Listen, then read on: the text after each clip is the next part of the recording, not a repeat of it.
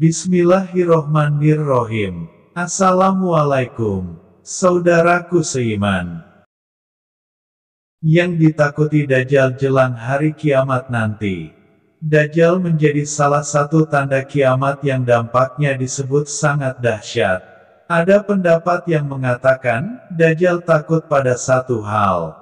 Munculnya Dajjal sebagai tanda kiamat disebutkan dalam sejumlah hadits sahih. Salah satunya dari riwayat Hudzaifah bin Usaid, sebagaimana termuat dalam kitab Nihayatul Alam karya Muhammad al-Araifi. Hudzaifah menuturkan, pada suatu hari Nabi Shallallahu Alaihi Wasallam menemui para sahabat ketika mereka sedang berbincang-bincang. Rasulullah Shallallahu Alaihi Wasallam lalu bertanya, "Apa yang sedang kalian perbincangkan?" Mereka menjawab, "Kami sedang memperbincangkan hari kiamat." Beliau pun bersabda, "Sesungguhnya kiamat belum akan terjadi sampai kalian melihat 10 tanda-tanda berikut. Kemunculan kabut, keluarnya Dajjal, keluarnya binatang melata, terbitnya matahari dari barat, turunnya Isa bin Maryam alaihissalam, keluarnya Yajuj dan Majuj, amblasnya bumi di 3 tempat yaitu di timur, di barat dan di Jazirah Arab. Lalu, yang terakhir, api yang keluar dari Yaman, yang akan menggiring manusia ke padang mahsyar." Hadis riwayat Muslim. Hadis ini juga termuat dalam Musnad Ahmad dan Sunan Al-Arba'ah. Ibnu Katsir dalam kitab An-Nihayah fi Al-Fitan wa Al-Malahim, memaparkan sebuah hadits yang menyebut bahwa Dajjal akan muncul di tempat yang bernama Khurasan. Rasulullah Shallallahu Alaihi Wasallam bersabda, "Sesungguhnya, Dajjal muncul dari bumi di sebelah timur yang bernama Khurasan. Ia diikuti oleh kaum yang wajahnya laksana perisai yang ditempa." Hadis riwayat Ahmad, At-Tirmidzi, dan Ibnu Majah. Hadis sahih. Abu Hurairah radhiyallahu anhu turut meriwayatkan dari Rasulullah Shallallahu Alaihi Wasallam perihal kemunculan Dajjal. Ia mengatakan bahwa Rasulullah Shallallahu Alaihi Wasallam bersabda, "Niscaya Dajjal akan turun di Hauran dan Karman dengan 70.000 pengikut. Wajah-wajah mereka laksana perisai yang di tempatnya." Hadis riwayat Ahmad dalam Al-Musnad. Ibnu Katsir mengatakan isnad hadits ini jayyid, kuat, dan hasan. Tanda-tanda kedatangan Dajjal. Ada sejumlah peristiwa menjelang kemunculan Dajjal. Merangkum kitab An-Nihayah fi Al-Fitan wa Al-Malahim, karya Ibnu Katsir, dan Al-Masih Al-Muntashar wa Nihayah Al-Alam, karya Abdul Wahab Abdus Salam Tawilah. Berikut beberapa tanda-tanda kedatangan Dajjal menurut hadis. 1. Menurunnya agama dan ilmu merosot.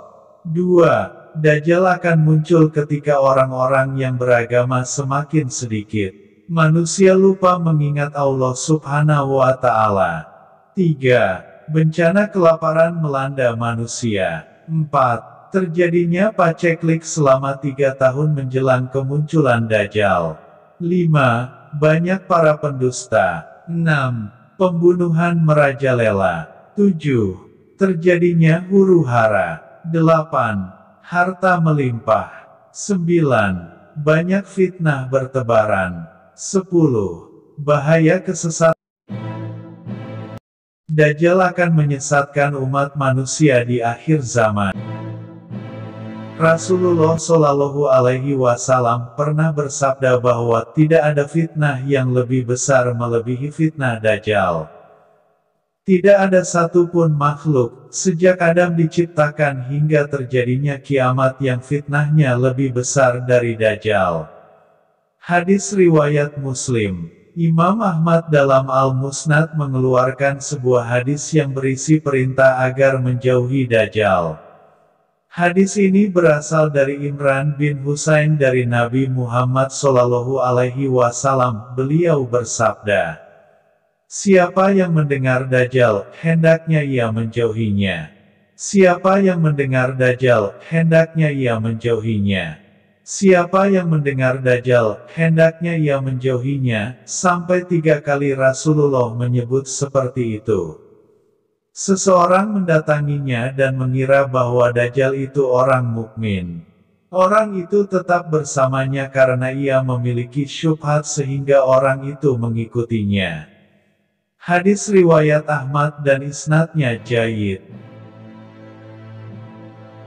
Hal yang ditakuti Dajjal. Ada suatu pendapat yang mengatakan bahwa Dajjal takut pada duhan, yaitu kabut, asap, debu.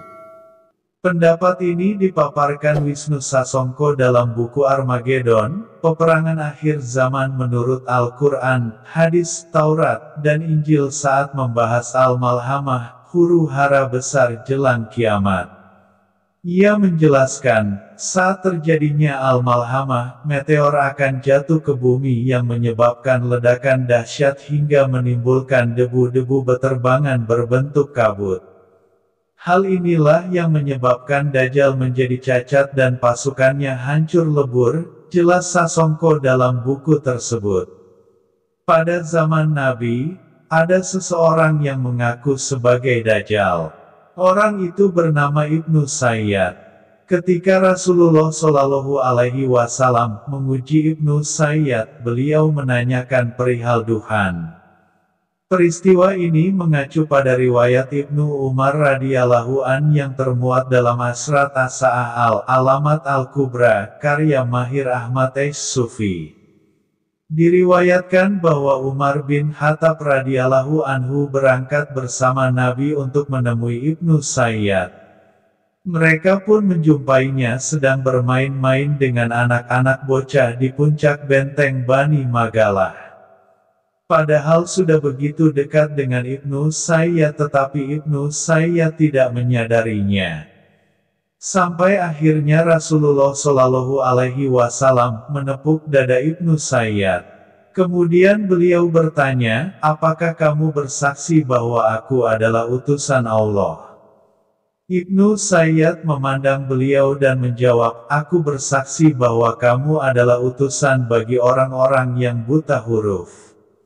Lalu, Ibnu Sayyad bertanya kepada Nabi Shallallahu Alaihi Wasallam, apakah kamu bersaksi bahwa aku adalah utusan Allah?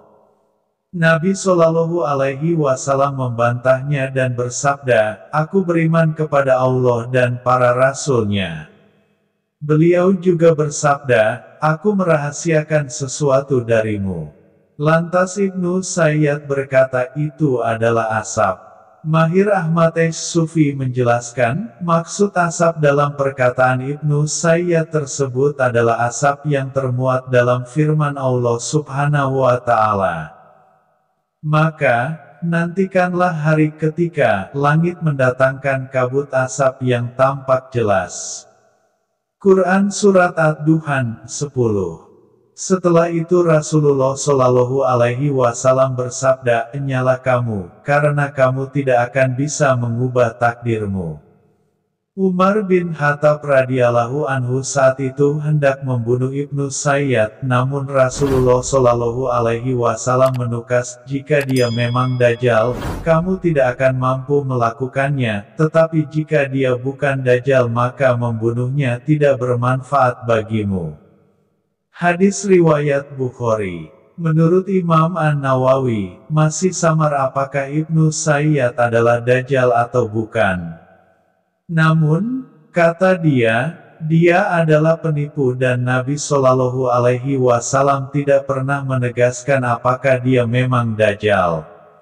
Walah, semoga penjelasan tadi dapat memberikan hikmah buat kita semua.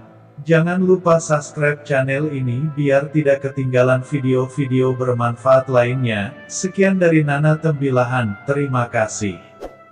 Wassalam.